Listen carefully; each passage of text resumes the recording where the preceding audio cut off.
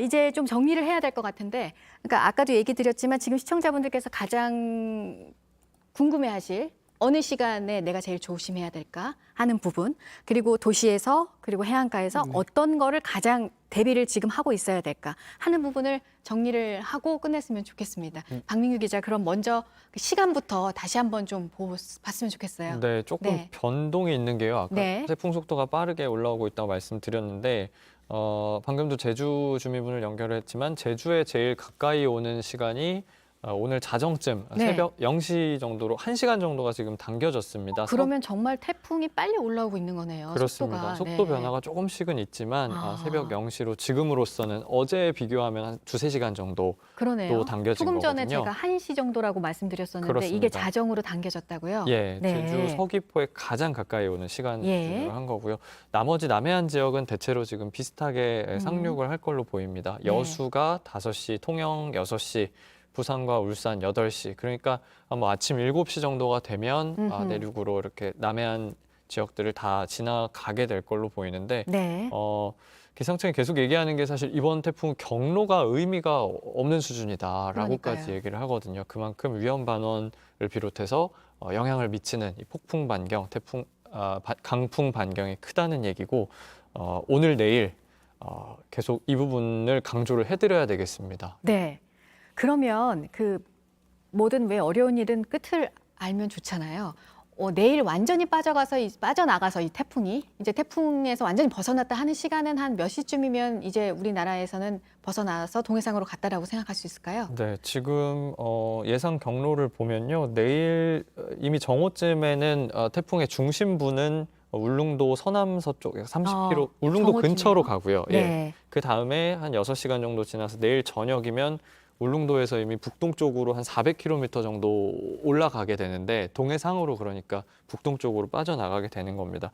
그럼에도 이미 훑고 지나간 그 피해들이 있을 거고 이 중심부를 기준으로 강풍 반경이 지금 400km 넘는다고 계속 강조를 해드리고 있으니까 네. 동해상에 중심부가 위치한다고 하더라도 인접 지역들 우리나라 전국의 거의 절반에 달하는 지역들의 영향은 계속 태풍이 내륙을 빠져나간 뒤에도 네. 유지가 될 걸로 보입니다. 네, 그러니까 지금 박민규 기자가 얘기해 준 대로 이거를 알아야 될 것 같아요. 그러니까 태풍의 속도가 빠르기 때문에 네. 지금 뭐 제주에 가장 가까워지는 시간도 자정에서 새벽 1시에서 자정으로 빨라진 상황이고 네. 그동안을 보면 한 2~3시간 빨라졌다고 얘기했고요. 그러니까 그렇습니다. 각 지역별로 조금 더 빨리 가장 가까운 시점으로 이 태풍이 올 수 있겠다는 생각하시고 오늘 밤을 좀 보내셔야 될 것 같아요. 그렇습니다. 이동 속도도 이동 속도가 아까 소장님 말씀하신 대로 태풍 중심에서 이 회전하는 그 풍속은 또 다른 얘기거든요.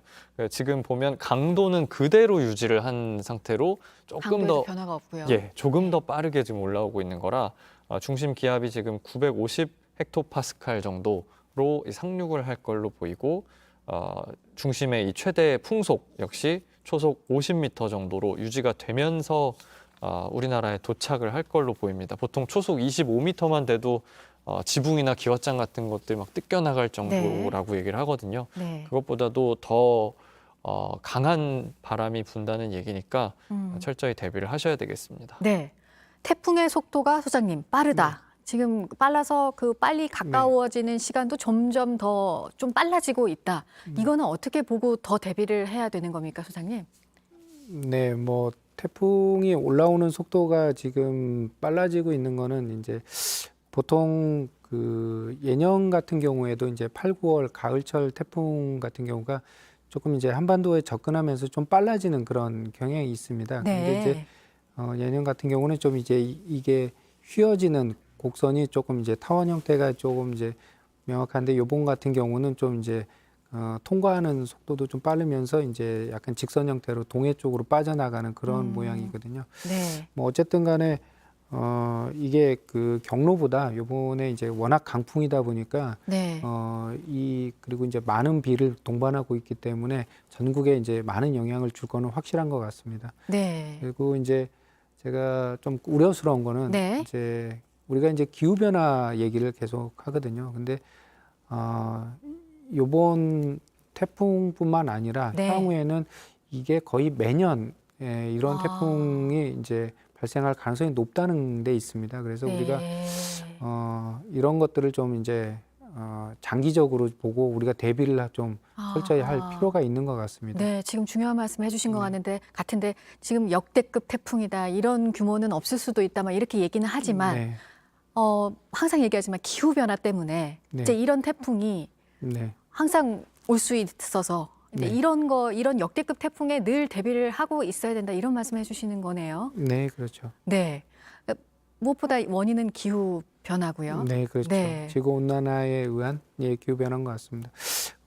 국립재난안전연구원에서도 이제 우리가 앞으로 대비해야 될 네. 재난으로서 초강력 태풍을 예상을 했고요. 네. 한국연구재단에서 이제 연구를 한 미래재난에서도 대부분의 국내 학자들 50% 정도가 이 기후변화 영향 그리고 그로 인한 이런 초강력 태풍과 뭐 집중호우라든가 이런 이제 기후성 재난에 대한 부분을 우리가 이제 대비해야 되는 가장 중요한 재난으로 다 지금 예상을 하고 있습니다. 그래서 이번 태풍뿐만 아니라 향후에 이제 우리가 좀 더 적극적으로 네. 이런 이제 재난 대응 체계를 좀 강화할 필요가 좀 있는 것 같습니다. 네.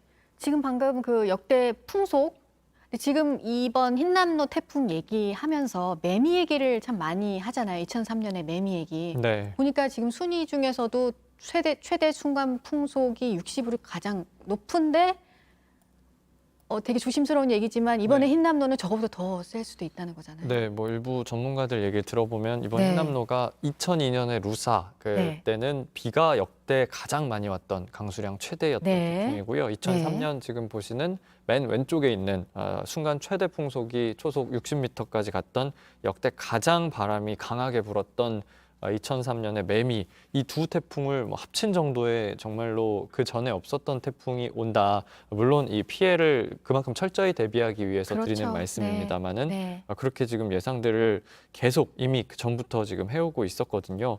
보면 2003년 매미 때는 보시는 것처럼 순간 최대 풍속 60m. 그래서 그때 송전탑이 휘어지고 크레인이 무너지는 이런 사고들이 있었는데 보통 초속 30m를 얘기할 때 기차가 탈선할 수도 있다 이렇게 얘기를 하고 그보다 더 강한 바람이면 사람이나 바위까지 날아갈 수 있다 이렇게 얘기를 합니다. 6년 전에 태풍 차바 때도 해운대 마린시티나 이런 지역에 바위들이 막 날아와서 그 전날에는 없던 바위들이 막 생겨나 있고 그런 경험이 우리가 있습니다. 그런데 이번에는 그때 차바보다도 비교가 안 될 정도로 강할 거다라고 기상청도 계속 걱정을 하고 있는 상황입니다. 네.